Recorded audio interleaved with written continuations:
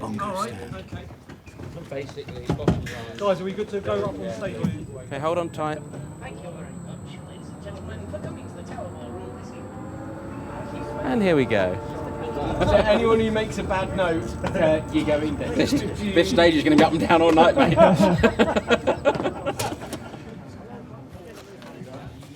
Somebody coined the phrase "the band that never was," because we had never really played together as a group. 4 or 5 minutes.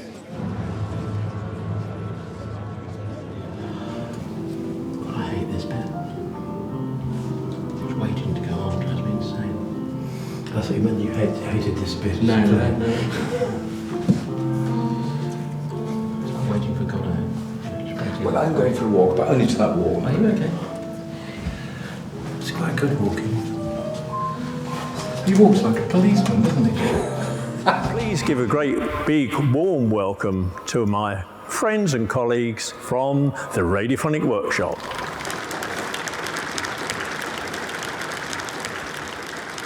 It was a place for experiment and full of weird and wonderful sounds which people were not quite sure what to make of. Using all of these, we can build up any sound we can possibly imagine almost. We spend quite a lot of time trying to invent new sounds. You hear something like Delia's Doctor Who music when you'd not heard electronic music before. You didn't know where to start in trying to explain what that was.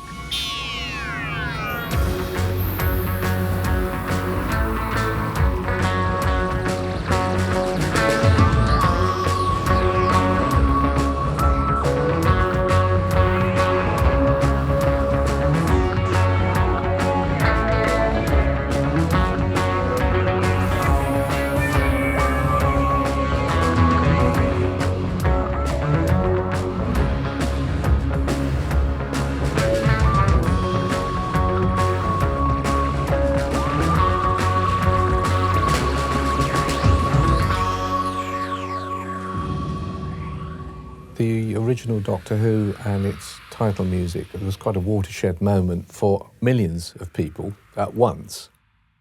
But in fact, we were in existence before that, doing a lot of stuff for radio. This week, the BBC Radiophonic Workshop celebrates its 30th anniversary. There were pieces for Radio 4 drama that dealt with things in the mind. The production people wanted something which wasn't sound effects, but it wasn't music. They wanted something that was a bit weird and conjured up, feelings. Two of the studio managers, Desmond Briscoe and Daphne Oram, suggested, if they borrowed some equipment overnight, perhaps they could work on these sounds. They amassed this room full of oscillators and old tape machines and things like that. They borrowed such old gear that people didn't want it back.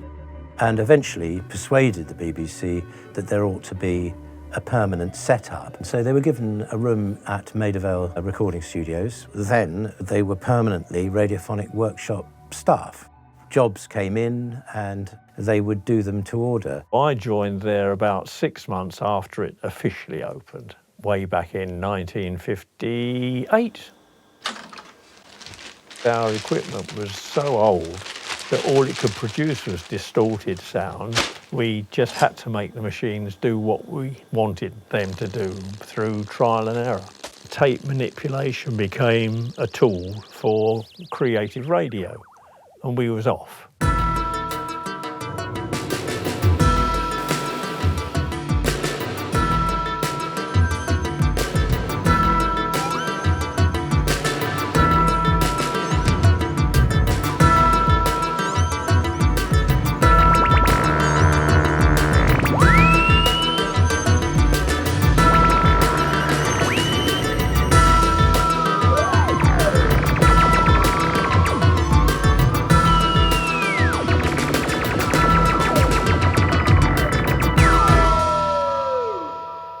If the sound we want exists already in real life, say, we can go and record it.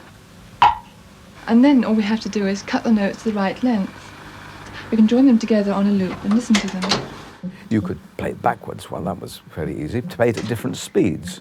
Put all sorts of interesting tape delay echo on it. If you had a special piece of equipment, you could make music play at different tempos, not just double speed, but all the little speeds in between. And all sorts of experiments were being done. We were very much aware of people on the continent doing music concrete, but they were doing it under slightly different circumstances. They were doing it really to satisfy their own creative ambitions. Everything we created was always within the context of somebody else's commission. But within that confine, we could do what we liked. And you wanted the little noddy car a bit louder when it accelerated to get home for his dinner, didn't you? Up to now, people find that a lot of really original sounds come when you mix one genre with another, and suddenly, you know, you're hearing things that you haven't heard before. Well, that's what was happening then, really. Right, Mike, let's see how these sound. First of all, take a bit of level on the pepper grinder. Here we go. How's this for level? It became very obvious sort of in the mid-1960s onwards that what they were doing was music. It was very advanced experimental music. There was this sort of gradual dawning that this was inevitable and that this was the way forward, and this was a new way of people expressing themselves and a new way of creating interesting sounds. How secure are these on here? They're okay, yeah. They're okay, are they? Okay. Okay. Sometimes this is utter chaos. 2, 1, 2. We're all in agreement that people like to come and see us because they really like to see the stage full of gear. It's starting to become something quite different to other people's acts, actually, as they're gradually reducing in size.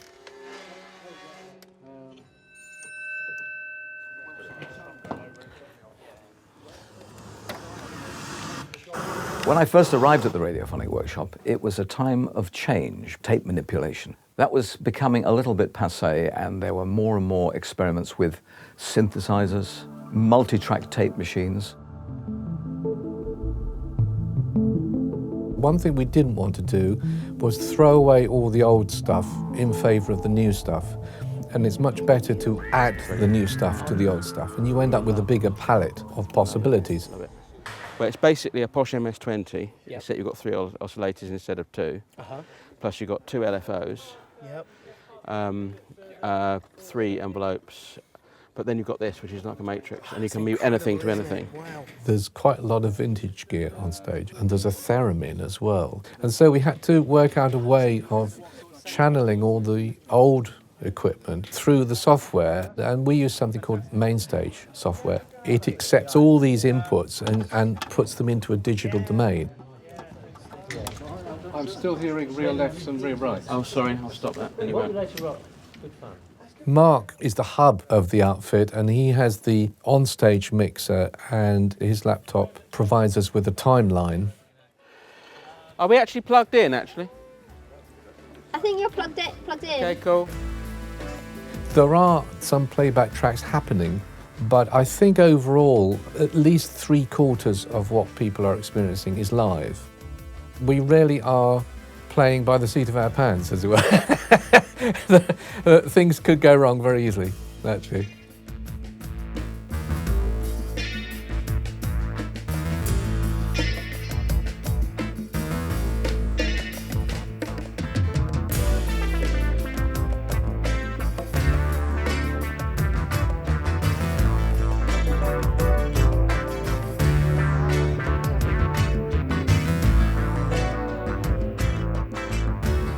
If you're my generation, a child of the 1960s, which was when Doctor Who started, you couldn't but be exposed to the BBC Radiophonic Workshop.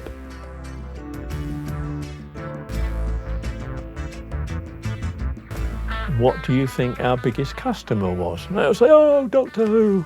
No, education.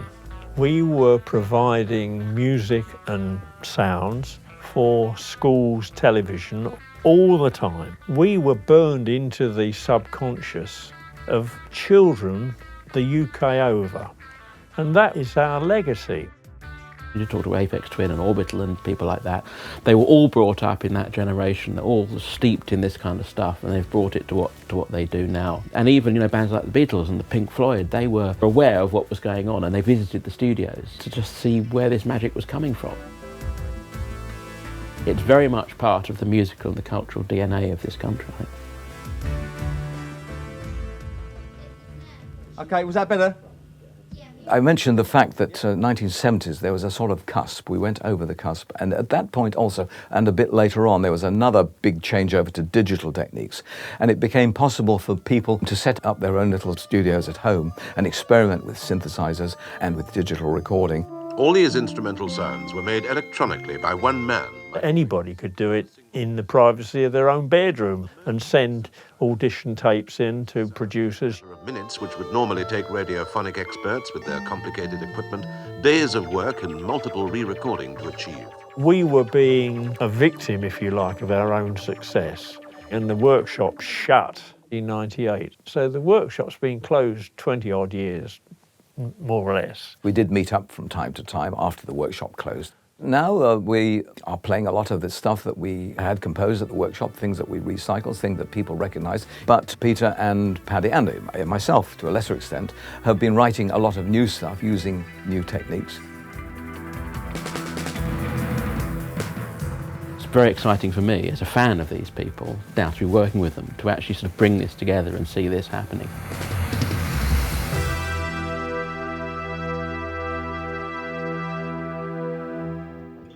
Everyone happy as you can be, yeah? Yeah. Okay. Where's the band? Let's go. Follow the booze. I don't think that's all. Follow the yogurt. Follow the yogurt. Right, we got everybody.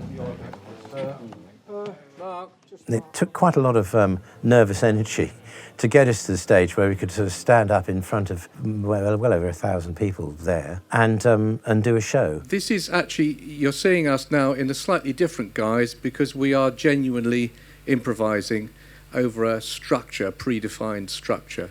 And so what you see is really what you get with this. Okay, see if you like it.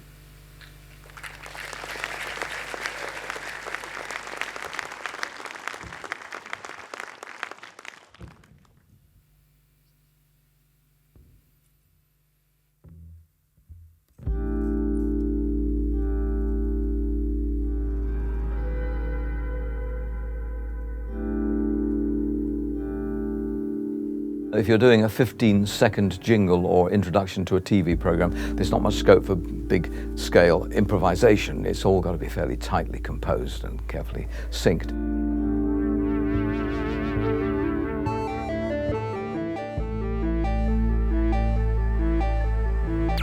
Now, I suppose you could say it's a new lease of life.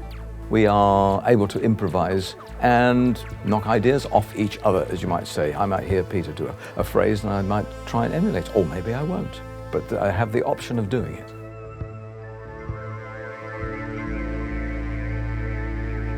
We're all listening to each other all the time, and the whole thing sort of builds on itself very gradually.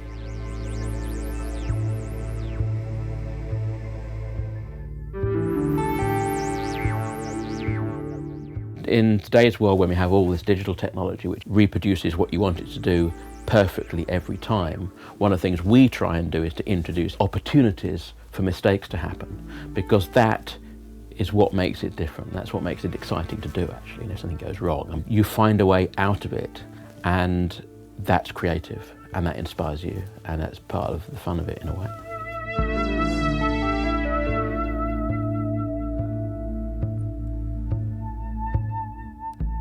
We call it our second radiophonic career. I suppose you could get to a certain age when you are no longer interested in experiment, but I haven't reached that yet.